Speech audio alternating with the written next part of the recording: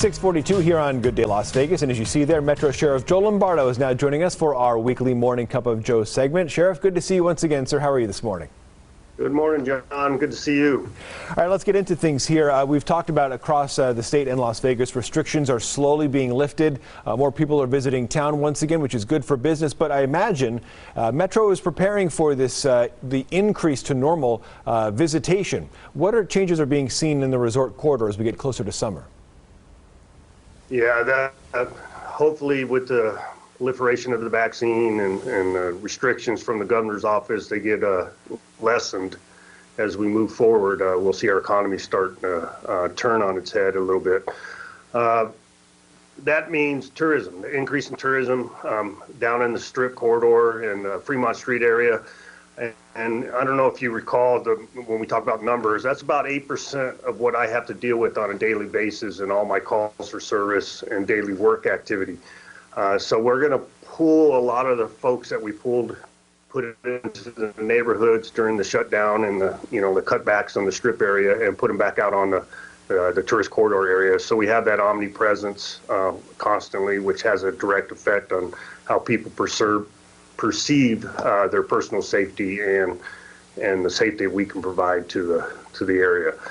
The only thing is that's troubling me now is we're seeing some continuance of the crime we experienced in late last year, specifically to domestic violence type homicides or murders or violence associated with domestic violence. So we want to keep our eye on that and the violence that we saw late last year in the Strip corridor. The anxiety from COVID, and hopefully these people come out. The Roaring '20s effect, we want them to come out and enjoy themselves, but with restraint and responsibility. Well, and of course, I wouldn't necessarily say it's connected, but we did see what happened just last night out at the Wynn, a apparent murder-suicide there.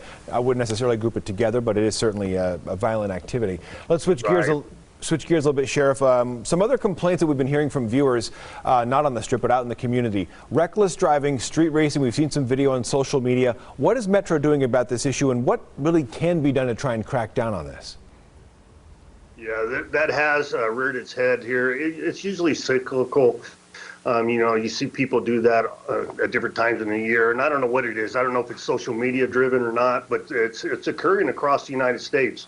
So a lot of the major city police departments are experiencing the same thing, where these individuals come together, they tie up an entire intersection, they film themselves, post it on social media, the trick driving, the drag racing type events. And it requires us to have a plan in place prior to. So we have done that. We have folks that are dedicated to that. We become aware of it, and hopefully we can prevent it from happening in the first place. But when it does occur, we have a pretty good task force response to that type of incidents. Now, it's important for people to realize our goal is to take people into custody, take their vehicles into custody to try and prevent it and issue citations. And at the last legislative session, the legislature raised a violation of that type crime, participating in trick driving and drag racing, as a gross misdemeanor. So it's not anything to sneeze at. It isn't like a simple thing you think you can get rid of or avoid easily once we encounter you. It's a nuisance, it blocks the street, but it's also obviously very dangerous as well. So if people see something, certainly let police know. Go ahead. That's important, John. The piece of that is it's also a misdemeanor to even be a spectator. So if we show up and you're just standing there watching them and we determine you're part of the fray, you can get caught up in the criminal charge. Well, Sheriff, a couple of weeks ago we showed viewers video that Metro shared with us of the shooting death of Cammy Bird on I-15 that happened back in September. We got a lot of interest in that story after it aired. We saw a lot of comments about it online. I think a lot of viewers want to know if there's been any progress since then. Where do things stand right now in the Cammy Bird case? Unfortunately, it's still at a standstill. Yeah, and I appreciate everything you do to help us in that space and identify a possible suspect, but we didn't get any positive response from the reviewing or the reconstituting the investigation. We're still waiting for some viable information, and at this point, we've exhausted all our investigative means, and we've run what we have been called in about to the ground, and nothing positive has come forward. We're classifying it as a road rage incident. We have Miss Bird on video prior to the shooting driving in excess of 100 miles per hour. So we're thinking it's probably a road rage incident, but unfortunately it doesn't matter.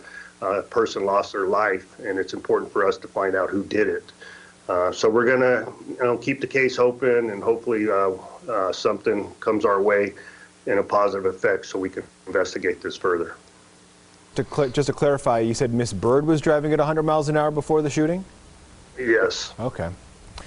Well, that is a new detail, I should say, so that might play in. Maybe someone recognized that happening on that the morning of September 16th, Sheriff. We appreciate you joining us once again this morning. If you at home have a question for Sheriff Joe Lombardo, you can submit it on our website, 8newsnow.com. Find out if it's answered every Wednesday.